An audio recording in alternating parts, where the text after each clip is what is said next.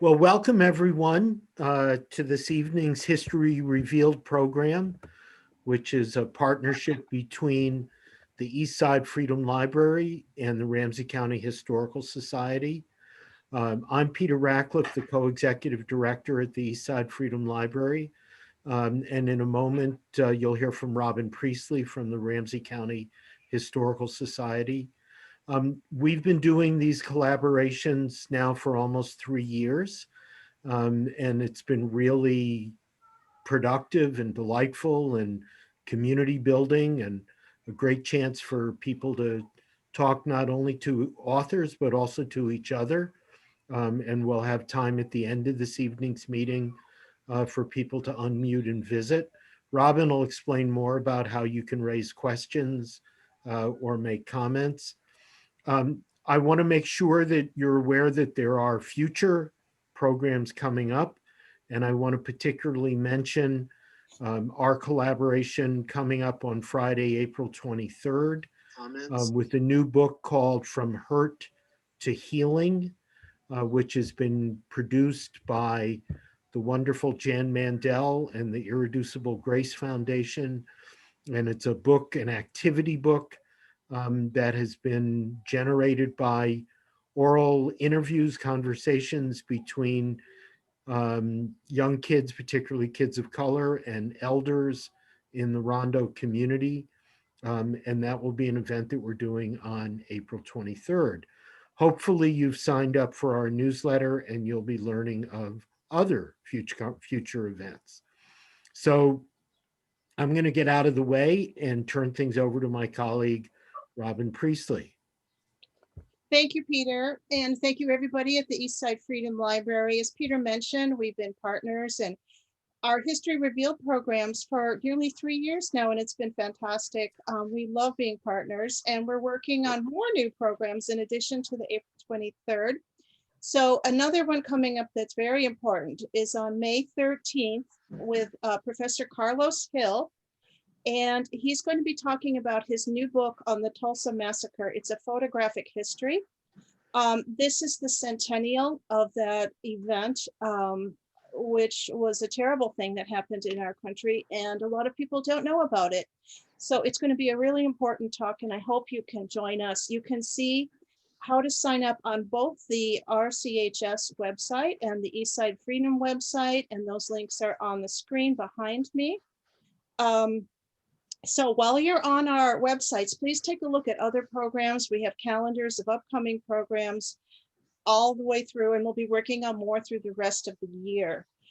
And while you're there, consider supporting the Ramsey County Historical Society and the Eastside Freedom Library. We rely on support of our members and friends and supporters like you to continue to present these programs and all of our other programming efforts. And there's some really great benefits to joining, including our Ramsey County History Magazine. The Eastside Freedom Library has wonderful benefits, and you're supporting your community through this. So this program will be recorded, and it will be available on our RCHS YouTube channel, as well as Eastside Freedom Library's YouTube channel within a couple days. I also want to mention Subtext Books here. Their website is https://subtextbooks.com, and they carry all the books from our History Revealed programming. I don't know if they have, Kim, if they have your book in yet. Last time I checked, it was on order, but feel free to check out Subtext Books, and they are in downtown St. Paul, really close. So again, we like to support our local bookstores. Some technical reminders: please keep your microphones and personal cameras turned off, and feel free to type your questions or comments in the chat box. And we'll have questions at the end of the program. Peter and I will be reading off the questions, and we have our wonderful tech person, Carla, will be monitoring Facebook, and she'll be gathering those questions as well. So we'll put those in the chat box, and then our speakers can reply to those. But after the program, we'll turn off the recording, we'll turn off the live stream on Facebook, and you may turn on your microphones and cameras at that point. We'll let you know when that's okay. So if you want to share something of a more personal nature that you don't want recorded, you may feel free to do that. so we can all chat together and share some things. So the Ramsey County Historical Society is committed to presenting the stories and the histories of everyone in our community. And we are so pleased to bring you tonight's program. And I'm going to turn it over to our speakers. And thank you both again for being with us tonight. Hey, thank you, Robin, and thank you, Peter. It's a real pleasure to be here tonight. I'm Kim Heikkila. It's Heikkila or Heikkila. I will answer to either. I am just really pleased to be part of the Ramsey County Historical Society's History Revealed program. Again, I gave a talk in the earlier stages of this project some years ago and had a fantastic experience. And I'm really honored to be part of the Eastside Freedom Library's programming as well. So just a couple of words about me, and then I'll let the other Kim introduce herself, and then I'll start sharing my screen and we'll kind of launch into the conversation. So I am a historian who focuses on mid-20th century women's history. I'm also an oral historian and a former educator. I taught college level US and women's history for about 12 years. I am also the parented daughter of a former Booth girl. And by Booth girl, I mean those women who resided and delivered babies at the Salvation Army's Booth Memorial Hospital in St. Paul. I am a birth sibling to my half sister, who you will hear from in just a minute, and I am an adoptive mother. So I have a number of connections to what we now refer to as the adoption constellation, and I am the author of Booth Girls. So Kim, the other Kim, go ahead if you want to introduce yourself. Okay, hello. I'm the other Kim, Kim's sister that was adopted away from the family.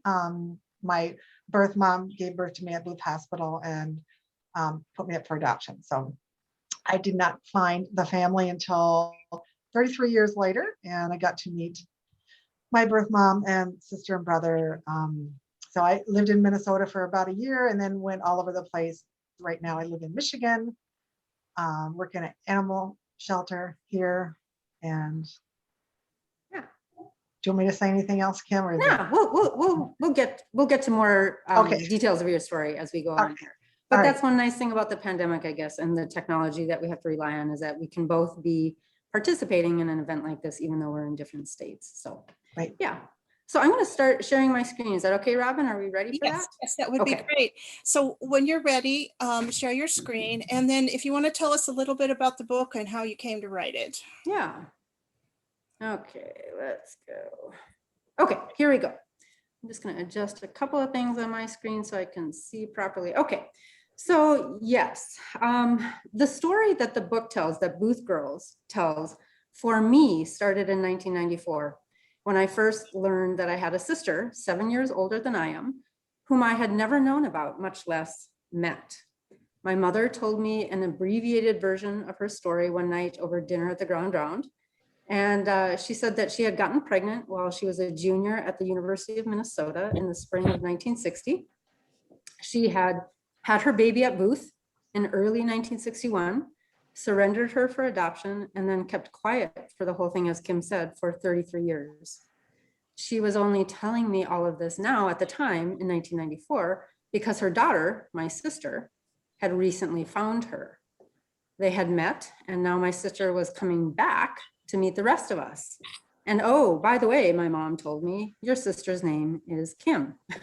So just to get that on the table, we are both named Kim. We call each other Kim Senior, that's the other Kim, and Kim Junior, that's me. But it was Kim's adoptive parents who named her Kim. My mother our mutual mother had named her something else. So fast forward to 2012, and my mother had been gone for 3 years by that time. She died in 2009. At that time, I was 6 years into being an adoptive mother.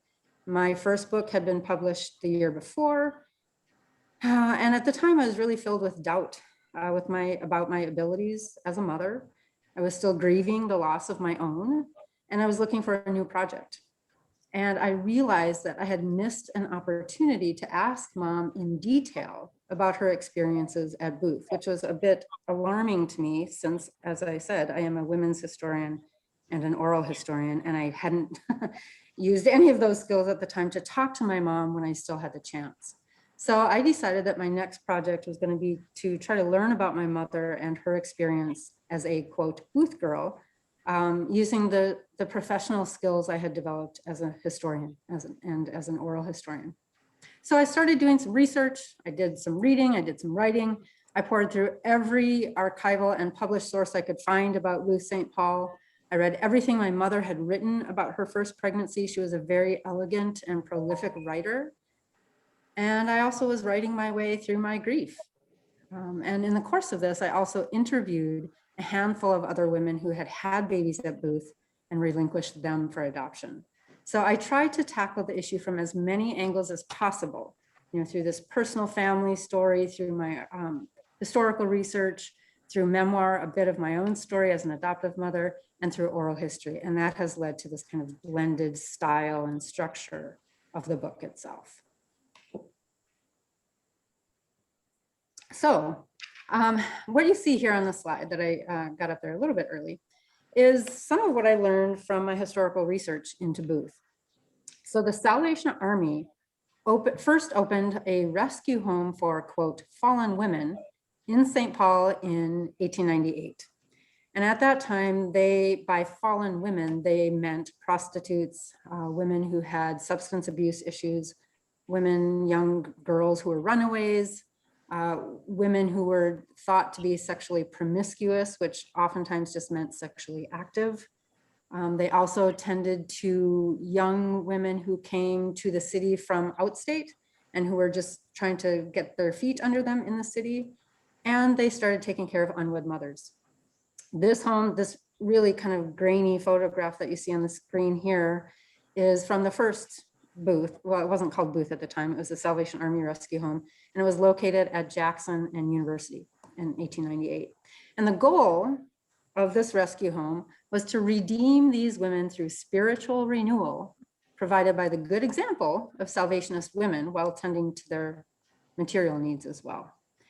So the rescue home moved to another rental spot, I think in 1904, but by 1912, it was really bursting at the seams. It was full.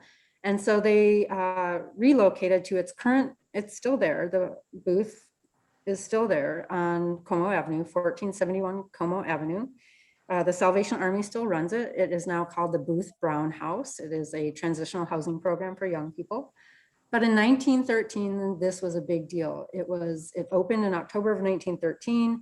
Booth had been funded by the Elsinger brothers of the Golden Rule Department Store of St. Paul. So these were some businessmen and some philanthropists who put up the money and the land for this new rescue home. And it was designed by Clarence Johnston, who was a colleague of Cass Gilbert and a renowned state architect. And we've all seen many of his buildings across the state. So at this time, what we see happening here, let me just check my slides. Okay, so that's the vision of the completed Booth Memorial Hospital some years later. And what's going on in the early part of the 20th century at rescue homes like what eventually becomes Booth, not just here, but also around the country, is there's this growing tension between the evangelical women who founded these homes, these Salvation Army women, and a new class of professionalizing social workers who are coming in and saying, we need to bring our skills and expertise to bear on the problem of unwed motherhood. Because by 1920, Booth was focusing only on unwed mothers, as were maternity homes across the country. So prostitutes and these other kind of, quote, fallen women had been turned to other resources, and they were focusing exclusively on unwed mothers. And there was some real tension between social workers who wanted to use their scientific methods and casework counseling to redeem these women, and the evangelical women who thought, we really need to tend to their spiritual needs first.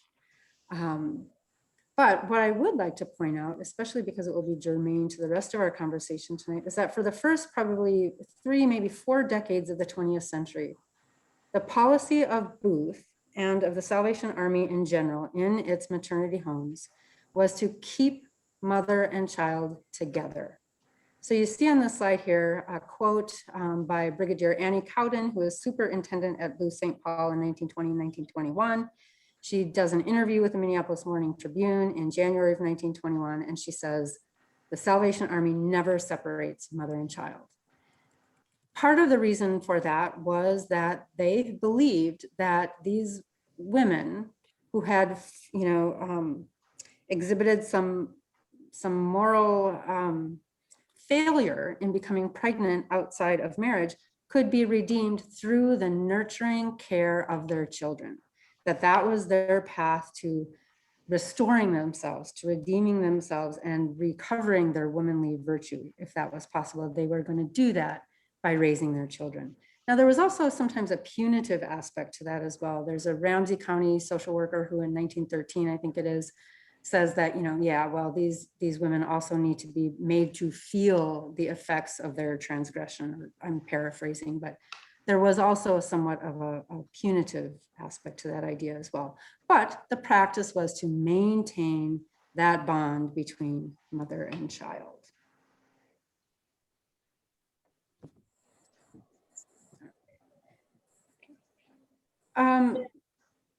Oh, did I hear something in the background? Okay, I'll just keep going then. I want to make sure we have time to talk with Kim here as well, so I won't take too much longer.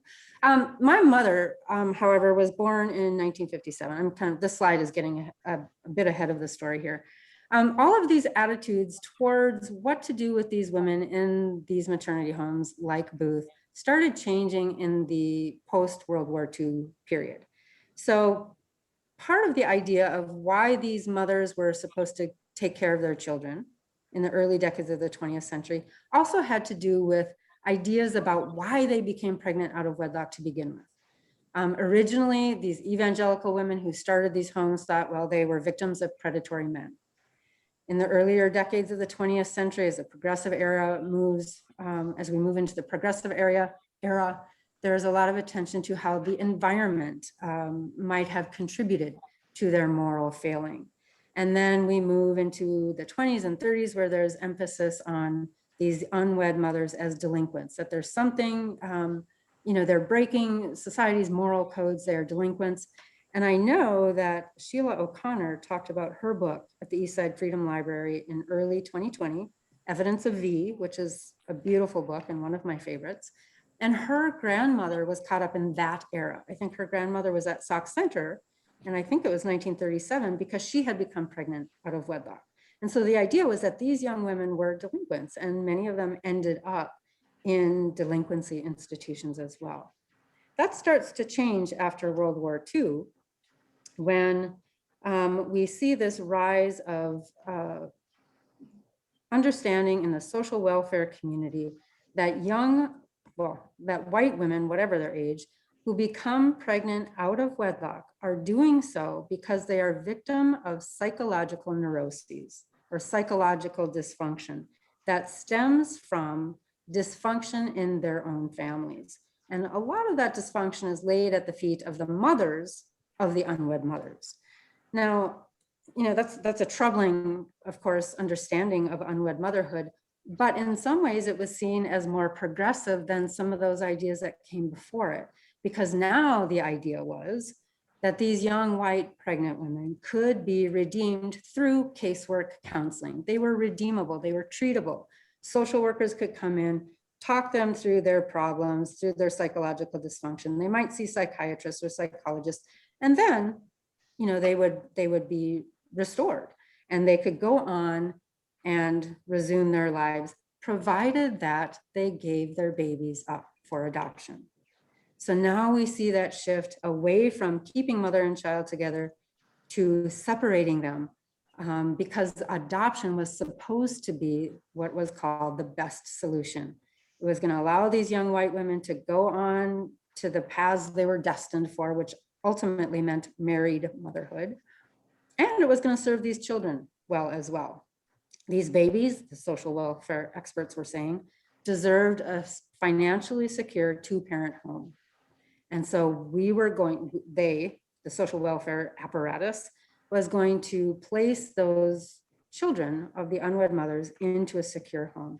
And it would also, this best solution, the third prong of that would be, it would solve the problem of infertility for those couples who were married and deserving, quote unquote, and economically secure, and couldn't have children of their own. And so the adoption was going to solve all three of these problems at the same time, according to these experts. And if you think about what's going on in the post-war period, of course, this is also the baby boom. We know that. My mother graduated in 1957, which is the peak year of the baby boom.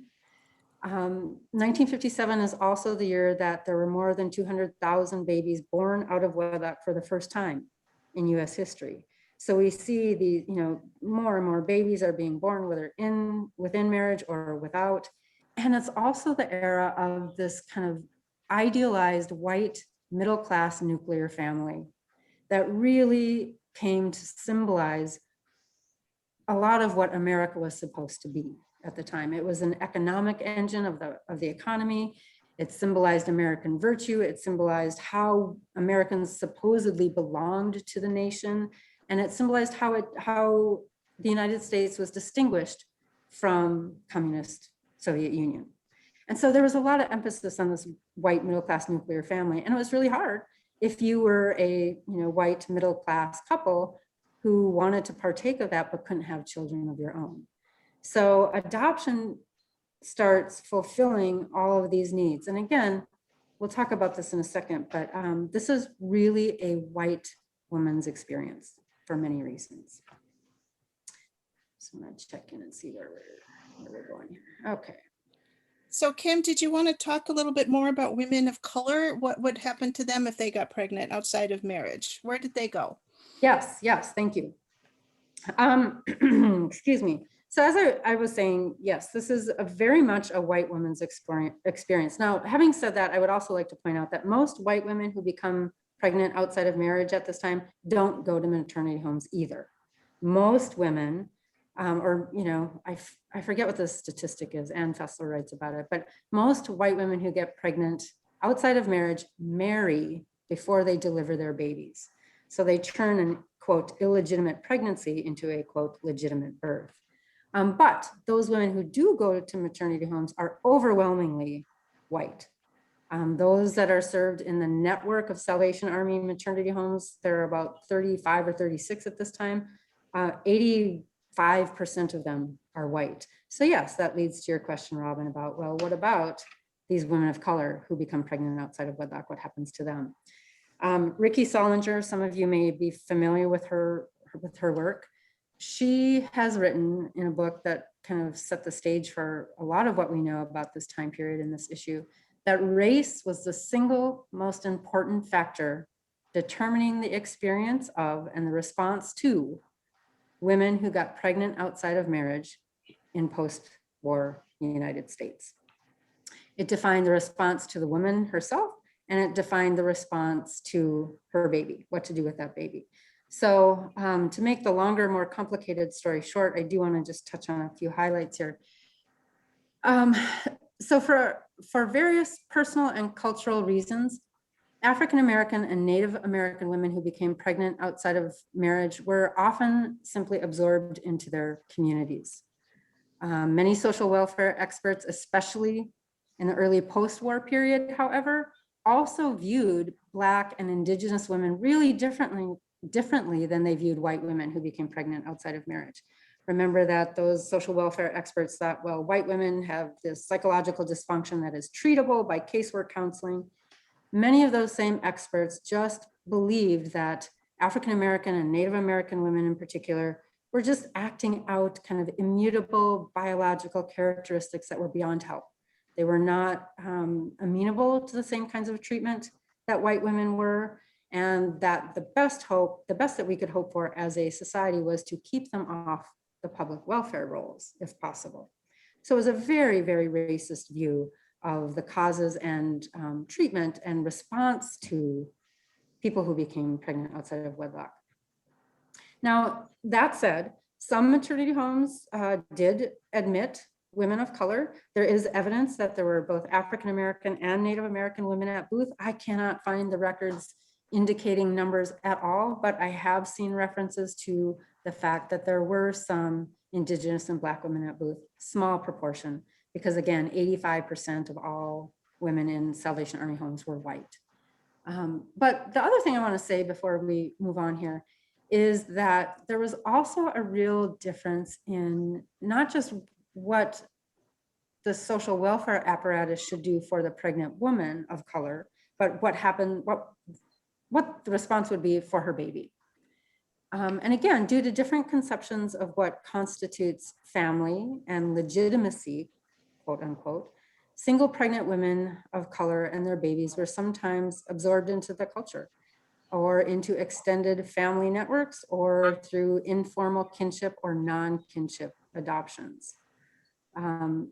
Those women of color who may have wanted to have their children adopted, however, faced obstacles. There was sometimes a shortage of, oops, I missed that one together. There was sometimes a shortage of adoptive homes for children of color. This is in part because this was an era of racial matching in adoption where white adopters wanted to adopt white babies. So there was no overt indication that their family was formed through adoption. Excuse me. But there were also really prohibitive requirements of the adoption process itself. So by this time, the state is really regulating the adoption process through licensed agencies. And those licensed agencies have a lot of really stringent requirements that adopters have to meet. That made it particularly difficult for prospective adopters of color sometimes. They had income requirements, they had housing requirements, there were sometimes requirements that the wife of a prospective adoptive couple did not have a job outside the home. So there were class and race-based structural obstacles that made it really difficult for people of color, Black and Indigenous people in particular in Minnesota, to adopt children who may have needed homes. That starts to change as the post-war period goes on, as liberal social workers come in and start saying, you know, no, we need to reevaluate our understanding of these women of color who are pregnant. They need the same services that white women do, and we need to also open the adoption process to non-white adopters. So there are some efforts to do that. There's an effort in Minnesota in particular to do that. There's a program that runs from 1962 to 1965 that is designed originally to start attracting and recruiting non-white couples to adopt non-white children. But by the end of it, it really ends up being an endorsement and a practice of transracial adoption, by which we mean white couples adopting non-white children. And of course, we probably know a bit about the Indian Adoption Project, a nationwide project that was horrifying in its exploitation and abuse of Indigenous cultures that Margaret Jacobs, a historian named Margaret Jacobs, argues that the Indian Adoption Project essentially was outsourcing the mission of assimilating Indigenous people in the termination era by trying to find Native American children that white people could adopt. So again, this is the termination era where the federal government is kind of stepping away from its responsibility to tribes in certain states and turning that over to the state. And the states are saying, we don't necessarily want to assume the economic burden here. And so there's some really horrendous stuff that happens under the guise of the Indian Adoption Project, such that in 10 years, the Indian Adoption Project placed 395 Indigenous children in white families, making Indigenous children 19 times more likely to be separated by adoption than other kids. And in Minnesota in 1971, when Native Americans constituted only 0.6% of the state's population, almost 1 in 4 Native American children less than a year old were placed for adoption. So it's a really horrific track record here. And of course, those dynamics lead to the rise in transracial, transnational adoption, which is where my family comes in. So, but for mom and her baby in 1961, the best solution of adoption was in full play. So Kim, thank you for sharing that. You interviewed a number of women who had babies at Booth and relinquished them for adoption for the book. Do you want to speak a little bit about them and how they felt with this best solution, if it was the best option for them, or if Yeah. they preferred something else? Yeah, sure. I would. So as I said, I'm an oral historian, and this book project really started as a way for me to understand my mother better in her absence, and particularly about her experience at Booth, especially because at the time, as I said, I was really felt I was coming up short in my own mothering. So I thought one of the best ways that I could understand more about what she might have experienced was to talk to other women who had had similar experiences. So thanks to a couple of legacy grants that were awarded to the Minnesota Independent Scholars Forum, I was able to do oral history interviews with 7 former Booth girls, as well as one woman who had been a nurse at Booth for 5 years, and one woman who had worked as a Ramsey County caseworker for a number of years and worked with these young women at Booth. So all 7 of the Booth girls that I met did relinquish a child born outside of marriage. Though several of them also retained custody of other children that were also born outside of marriage. And what I'd like to say, I mean, their stories are kind of central parts of the book. And I can't do justice to them now, just in retelling them.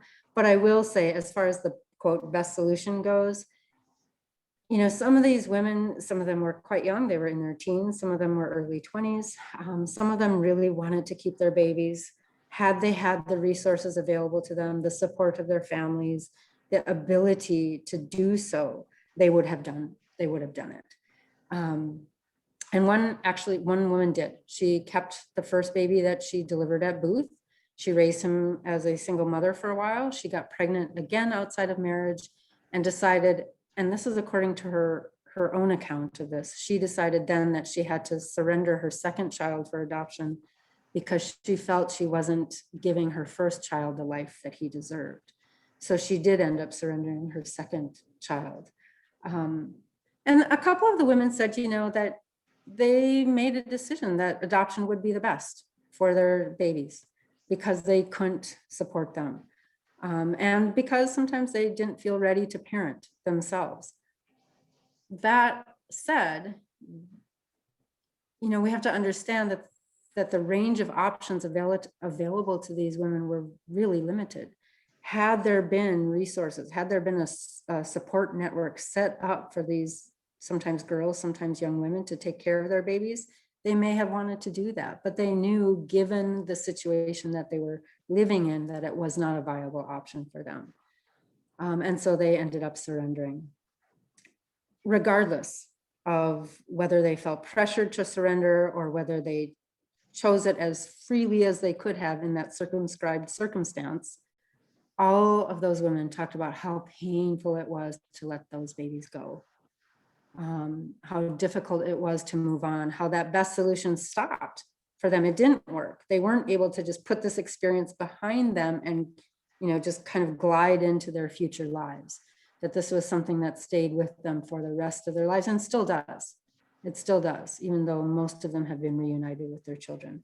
And they all talked about, in particular, the shame and the stigma that surrounded unwed motherhood or unwed pregnancy at the time, and how unevenly that shame came to bear on women, while oftentimes, not always, but oftentimes their male partners could just, avoid the situation entirely. I would like to say, though, that some men, whether young teenagers themselves or older men, did act very honorably. They they stuck by their partners. Sometimes it was the male, the father, who wanted to keep the baby, and it was the mother saying, no, I can't do this.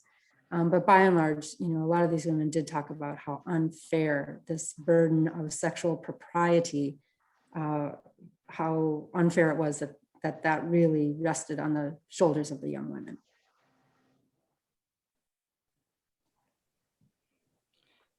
There's Kim. There's Kim. Aww. So, Kim, what's your take Part of, I guess this is kind of a good segue. We've been talking about, adoption as a solution to these various challenges or social quote problems. And one of the prongs of that best solution was that it was really going to give these children, these adopted children, a good life. So just tell us a little bit about what it was like for you to grow up in your Okay, family. am I muted? Can you hear me, We Kim? can hear you. Yep. Okay. So, having met my birth mother, eventually, I realized what a wonderful person she was, and I can't help but think that if somehow we would have stayed together, that she would have been a great mom. We would have been okay somehow. But that being said, I was given up for adoption, and these are my adoptive parents. And I really, if I would have been able to just go through a book and look at parents and families and pick out the best one, this would have been them. So I feel like I lucked out in the adoption lottery, and I had just a really wonderful life and great parents. I always knew I was adopted. I thought it was kind of cool as I got older, a little bit special. Like I had, something that other people couldn't relate to, and they always wanted to ask about it. And I was raised the only child, so it was just the three of us. And yeah, I was lucky. So Kim, can you talk a little bit about why your parents decided to adopt, to form their family? Yeah, they had tried for a couple of years to have, to become pregnant, and it turned out my mom couldn't. So they had started paperwork I have copies of 2 years before I was born, asking, the various counties and departments in Minnesota for help in adoption. And I always like to tell people that it took 2 years to get me. So I must have been extra special, not just 9 months. So that's why. Did your mom and dad talk to you about that process of going through the adoption process? Yeah. I mean, I have lots of letters and copies of correspondence, and it was a long process, as you know. Yeah, I do know. Yeah. And I'm just curious because one of the things, there's a book out there called Barren in the Promised Land, and it's about families, couples that that are facing infertility during the post-war period, by Elaine Tyler May. And she talks about, we were talking about earlier, I mentioned how many social welfare experts viewed these young women who became pregnant outside of wedlock as kind of neurotic and psychologically dysfunctional. Well, a lot of those same assumptions held for women who couldn't get pregnant during this time. There were a lot of social welfare experts who were saying, well, they can't get pregnant because they haven't fully adapted to or embrace their feminine side, and maybe there was something wrong with their mothers. I mean, so a lot of these same really sexist, gender biased assumptions were faced by women who couldn't get pregnant either. So it was not an easy time to kind of fall outside of that nuclear family ideal in any way. Did your mom ever say anything about her personal experience of going She through the didn't. adoption No, I don't know if she ever felt like that. I know in much later years, she was pretty certain that had she been trying to get pregnant in modern times, that she would have been able to, because of medical advances. Her situation wasn't such that it couldn't be overcome now. Okay. But no, I don't know. I mean, I never got the feeling that she felt inferior about that or anything. And I've been part of my adopted family and my extended family, my cousins and aunts and uncles, and I'm just as much a part of the family as anybody else. I never felt like I wasn't. Yeah. Okay. And what information did you have about your birth mother, which is of course our shared? We had just a list of facts. She was a university student. She was tall and pretty. She was Norwegian. Well, I was Norwegian and Irish, so I didn't know who that came from. And I knew that my birth father had found out about my imminent arrival and skipped the country and was never heard from again. So that's pretty much what I knew. Mhm. And as you were growing up, what were you, I mean, what were you thinking about your birth mom? Did you think about her? Did you wonder about her? Like, what presence in your life did she Oh my play? gosh, yeah. It's kind of an odd feeling to not be biologically related to anybody that you know. So I never looked like anybody in the family. It didn't bother me, but it was just weird. It was like a big question mark hanging over my head. And I wondered if she was okay and if I could ever meet her. I never really imagined that I would, but it was kind of like a dream to maybe find out about my family one day, you know? Mhm. And how did you eventually find out about your family? Okay, well, when I turned 18, I decided I was going to go looking, and my mom was totally supportive of me. She said, "If you want, you know, if you need help, let me know." I mean, I'm fine with that. I wrote a letter to the county that processed the adoption. It was on the paperwork that I had. So I wrote a letter saying, "Hey, I was adopted. What can I find out?" And I got a letter back saying, "Well, you can't find out anything." This was in 1979, I believe. But you can write a letter to us and we'll put this letter in your file. And if anybody inquires about you, we'll have that letter there and we'll introduce you that way. So I wrote a letter, and thank goodness for carbon paper, because in those days I stuck a piece of carbon paper and another paper behind it, and I typed out my letter and mailed it. And then I had that copy of that letter and I just stuck it in a file in my drawer. And I didn't think of it again for many years until I was, I think, 33.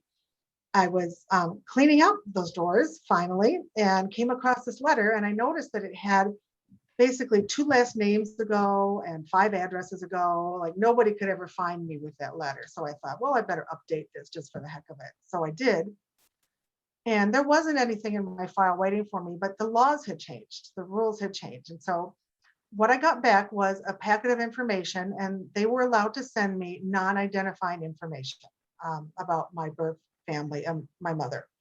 So it was information that they had taken from her when she got to Booth, about her parents, her siblings, where she went to school, why she was given up for adoption. All of that was written down, and they were supposed to black out with a marker the last names and any addresses and stuff like that, right? So they did all through it except for one place where they failed to block out the last name.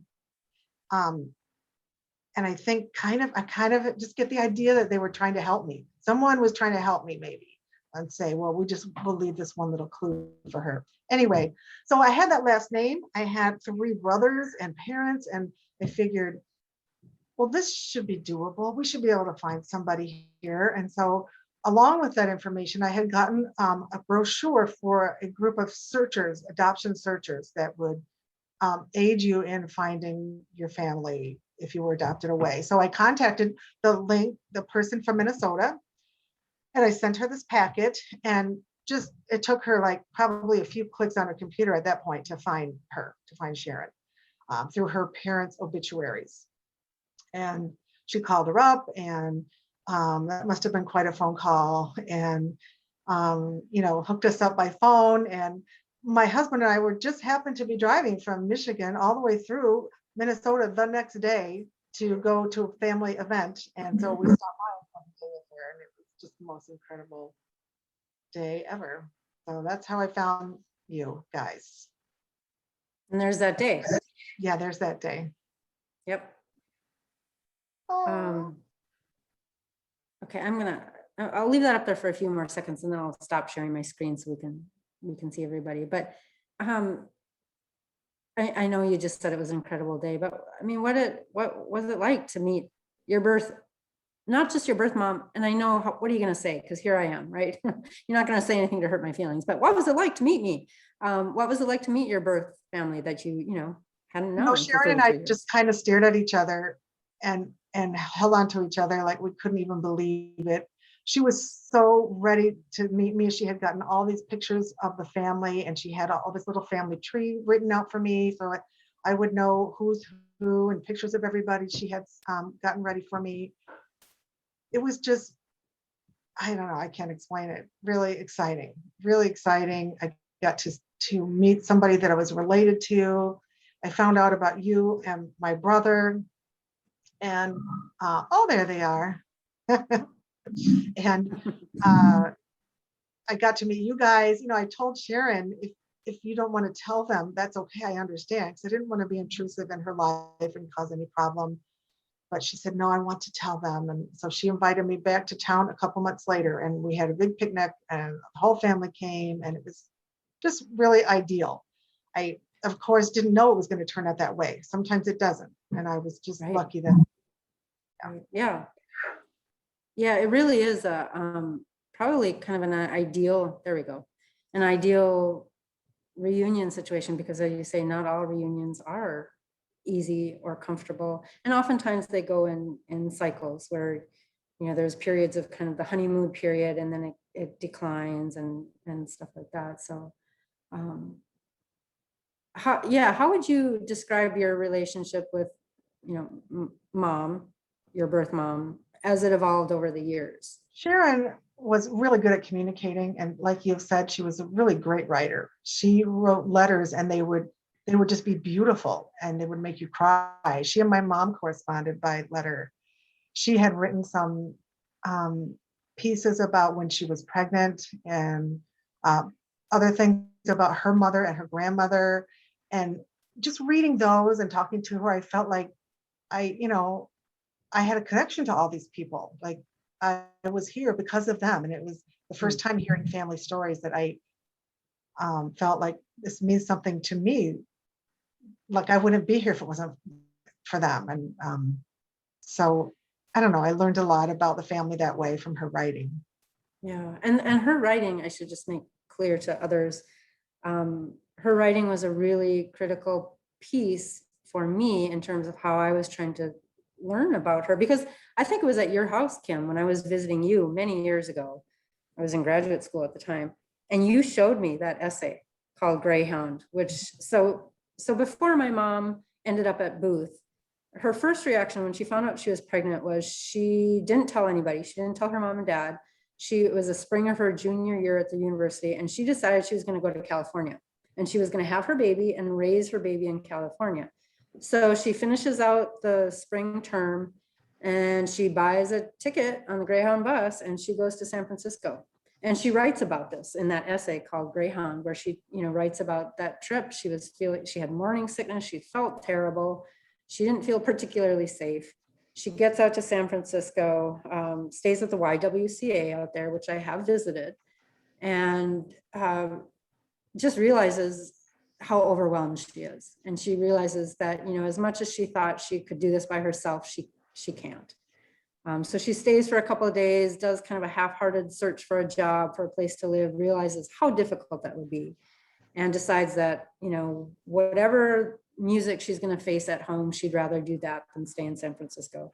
So she gets on the Greyhound, goes back home, tells her mother that she's pregnant, and her mother, my grandmother, says, yeah, I already know because I got a letter from Booth. So, you know, mom didn't tell her right after she got home. She must have contacted Booth somewhere in between. And by the time she feels she has to tell her parents that she's pregnant, she has made contact with Booth. Booth has sent a letter to the house where mom is living with her parents, and my grandmother intercepts the letter and realizes what's going on. But she has waited for my mom to tell her. And she says to my mom, you know, well, you're going to have to tell your dad. My mom was the apple of her daddy's eye. She was a daddy's girl. And she told him she was pregnant, and he did not respond well initially. He was quite upset, and that broke her heart into a million pieces. She said, you know, he recovered a few days later, and they relatively speaking, came to terms with it. But they decided somehow between the three of them that mom would stay in the room under the eaves of that story-and-a-half house in Blaine until she reported to Booth. Because this was such a horrific thing that she was doing, was, you know, she was bringing shame upon the whole family because she had gotten pregnant while she was single, that they had to hide her. And she did that. She stayed in that room under the eaves for about 6 months. And according to her own account and what she told you and me, she didn't leave that room for 6 months until she reported to Booth. And, you know, I've told that story to people and they say, how could your grandparents have done that? You know, what a horrible thing they did. But if you look back at that time period, and as I was saying earlier, you know, the explanation for a white woman's unwed pregnancy was that there was something wrong at home. And a lot of times what was wrong at home was that the mother of the unwed mother hadn't embraced her femininity, hadn't fully adapted to her proper feminine role. And so she kind of, or hadn't loved her daughter enough at home. And so I have sympathy for my grandparents as well, because they were under the microscope as well in this context. So she stays in In a that way, room they were under the protecting eaves. the rest of the family, because if the stigma stuck to Sharon and the parents, it's going to stick to the siblings as well. Like, oh, you Absolutely. can't hang around with those kids because they're, whatever. So yeah, then I understand that. Yep, absolutely. So I don't bear them any ill will at all. I think it's a real shame that neither of them were around by the time you found mom, because boy, they would have loved to have met you. You know, my grandma saw you. She did go and visit you and mom after you were born at Booth. This is according to my aunt, Diane. Our aunt Diane told me this story. And she goes to visit and she sees you and she comes home and she tells the kids who are old enough to understand, you know, Sharon had a beautiful baby girl. And that's Well, all Sharon they said told about me it. She helped me. Yeah. Yeah. So I mean, you know, my grandmother had 6 kids. She would have been able to imagine how hard it would have been Mhm. to leave a baby behind. But nobody talked about it after that. It was just radio silence for 33 years. My dad knew. Mom told my dad. Yeah. So he helped her keep that secret, you know, for all those years. But nobody talked about it at all, which is really damaging. That's a really damaging way to live. So, Kim, what do you, without revealing any details that maybe we shouldn't, any thoughts about your birth father? Well, I do have thoughts. They're not really very positive thoughts because he was just a louse. I mean, in 1960, Sharon said to him, "I'm pregnant, we have to get married." And he left, never to be heard from again. And so, although I really don't care about him, meeting him or knowing him as a person, I think there's another whole half of my family and my heritage. So I have found out a little bit through ancestry.com, because I did a DNA test and I was matched with some of that family. So I've been able to just kind of spy on their family trees and the records. And so I know some things, but I haven't met anybody over there and probably won't for a while. But like I said, he's no big loss. That's what I think. Yeah. And again, you know, like I said earlier, not all male partners were that irresponsible about the situation. I know at least a couple of them who, you know, did as much as they could to support their female counterpart, and, you know, would have been happy to get married or raise that child or support whatever was best. But and I guess the reason I don't have the highest opinion of him either is that he had been married and divorced and a father already by this time. So he wasn't a youngster, you know, who was scared. I mean, he might have been scared, but, you know, it's kind of an unfortunate thing. So. And okay, so he's young and he takes off, but he could have called Sharon up in a year and said, "Hey, how are you? Do you need anything? What happened? Do you have the baby?" Anytime in her whole life, he could have reached out to her to find out, and nothing. And so that just doesn't make me feel very good about him. I'm just looking at the clock here.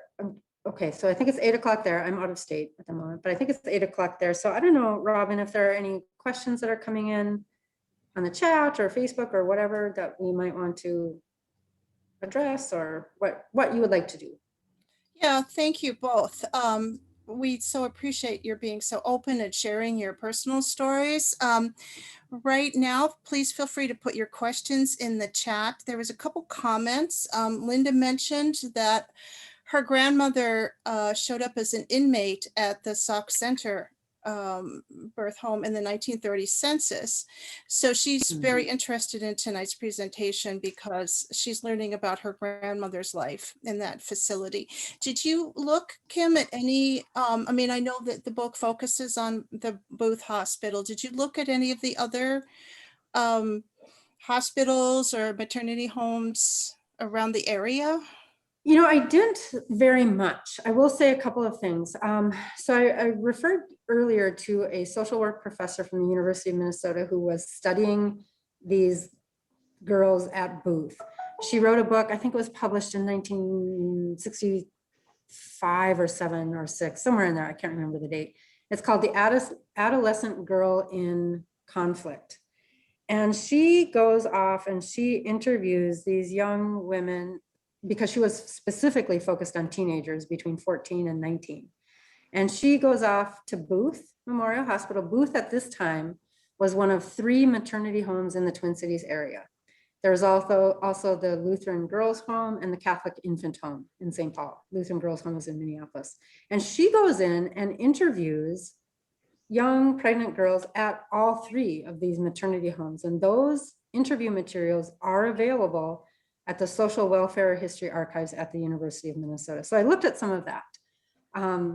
The Sauk Center records are at the Minnesota Historical Society. And I have to say, it's interesting. I did not look at those for this book, for this research at all, particularly because in the 30s, it was just a little bit earlier than the time period I was focusing on.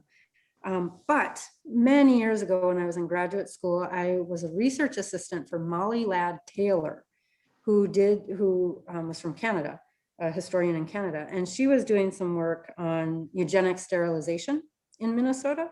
And at that time, all those years ago, I did look at those records from Sauk Center, because a lot of what was happening then in the 20s and 30s was these girls who were sexually active, not necessarily those who became pregnant, but who were sexually active at this time and declared feeble-minded.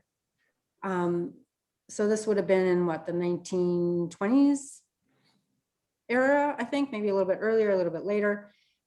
Sexually active girls, runaways, were often declared feeble-minded, and they were sent to places like Sauk Center Homeschool for Girls, where they were sometimes sterilized.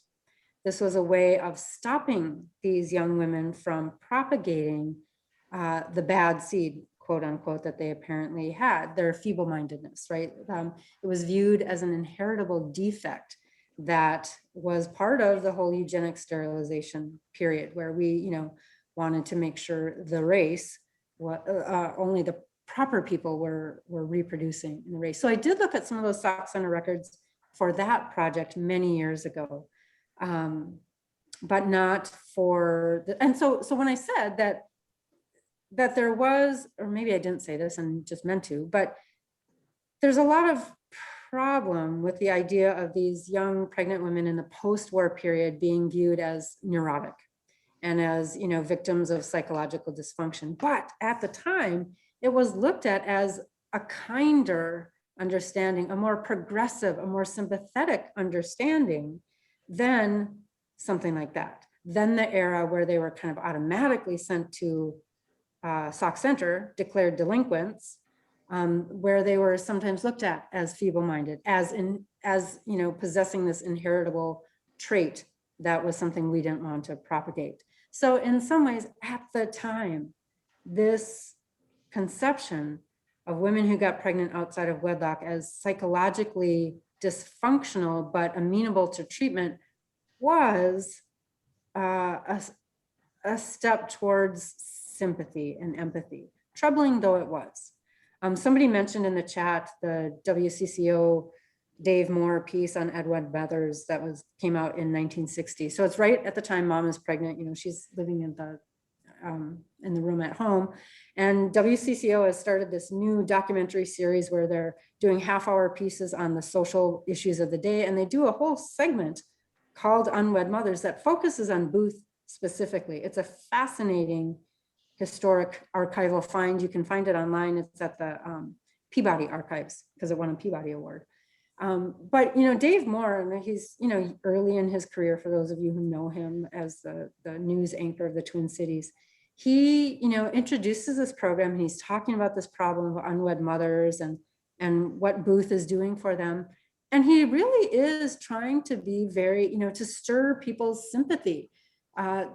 He and a lot of social welfare experts, even the ones who are advocating the best solution, even, people in the Salvation Army are saying, look, these girls aren't feeble-minded. They aren't delinquents. They're anybody. They can be your neighbors. They can be your daughters, your sisters.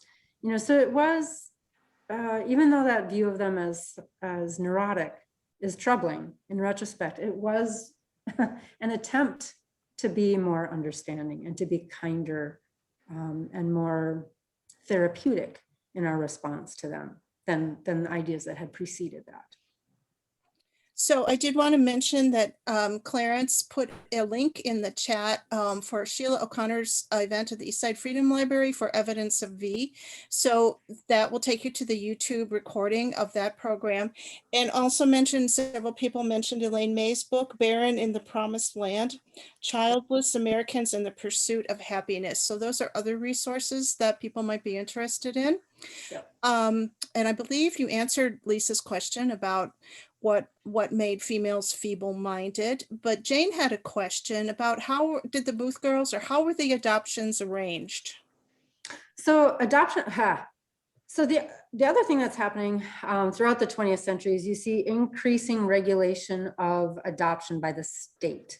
So Booth was not an adoption agency. Booth was just there to serve the unwed mothers while they were pregnant, and it was a hospital, unlike the Catholic infant home and the Lutheran, or Catholic infant home and the Lutheran girls home.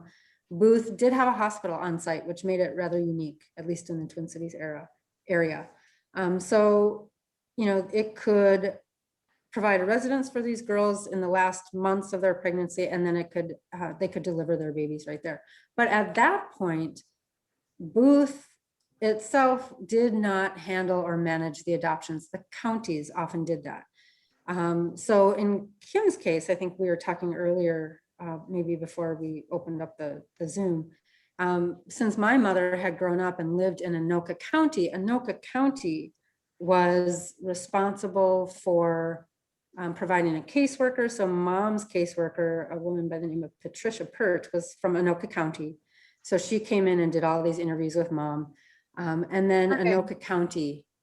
Yeah, her name, by the way, Patricia Pert, was all over my parents' paperwork too. So she dealt with my parents and probably handed me off, so she knew both sides. Yep. So it was often the county, a licensed adoption agency that would come in and make these matches and kind of do the interviews on both sides of the fence there. Yeah. I was going to say something else, but now it has escaped me. So. This is Peter jumping in. There have been a number of questions about sources, how people can get at sources. I wonder, Kim, if you would just walk us through what's at the Historical Society, what's at the University of Minnesota, are there Lutheran Social Service Agency records, where are other places people might look?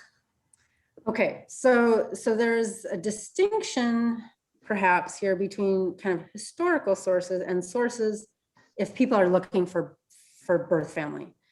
So I'll tell you just a little bit about what I did. So to learn about Booth, the Minnesota Historical Society has some records from Booth, but not much from the Salvation Army itself.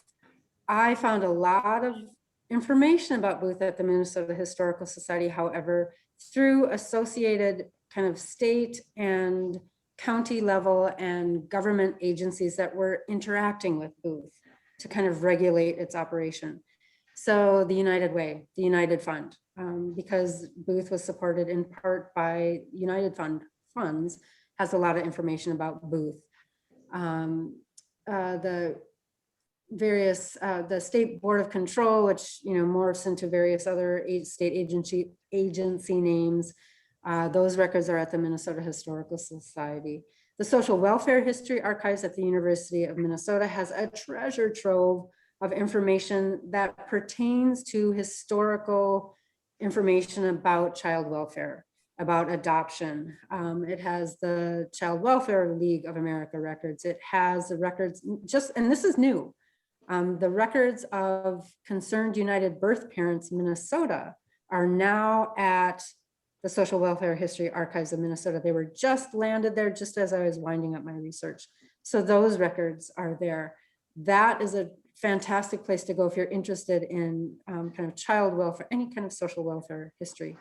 The Salvation Army National Archives in Alexandria, Virginia, however, and this may be what some of the questions are aiming at, has the records of Booth and its network of maternity homes across the country.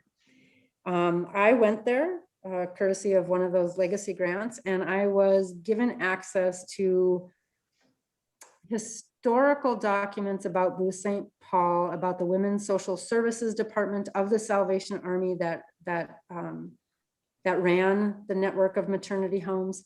What I could not access without a court order, which I did not get, was any kind of records about individual women or babies who were born, who stayed or were born at Booth.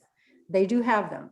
So I believe that if you were a woman who had a baby at Booth, or you were a person who was born at Booth, you can contact the Salvation Army National Archives in Alexandria, Virginia, and see if you can access your records.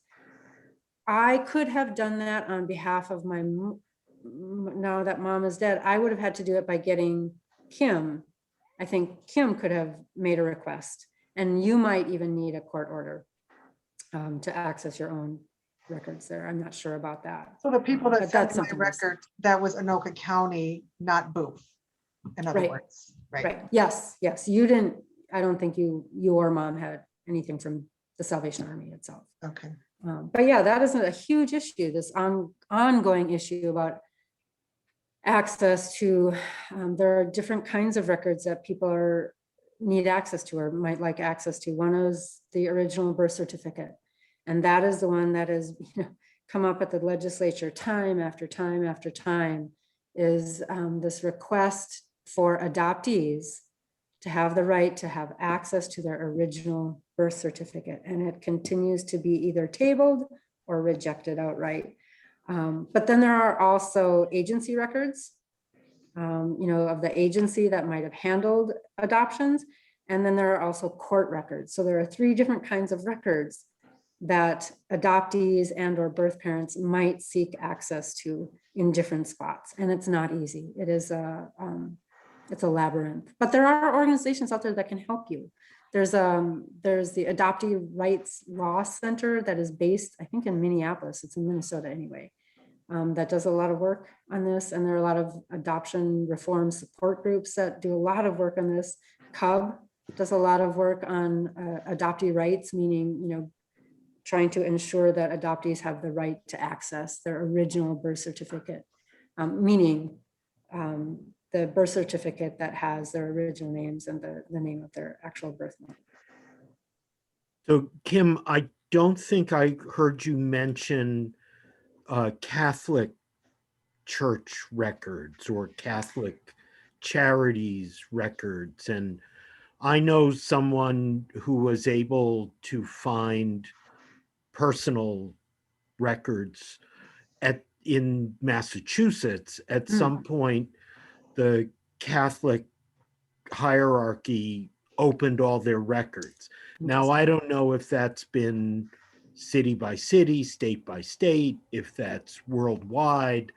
And I don't even know where Catholic church organizational records are here in Minnesota, whether they've gone to the Historical Society Whether they're still in the hands of the archdiocese, I don't know.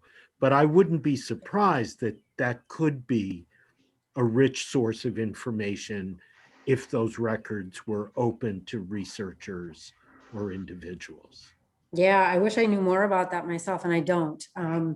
So those records might be really useful if a person was born or a woman gave birth at Catholic Infant Home. Yeah, I don't know where those records are and how open they are, but it's a good question.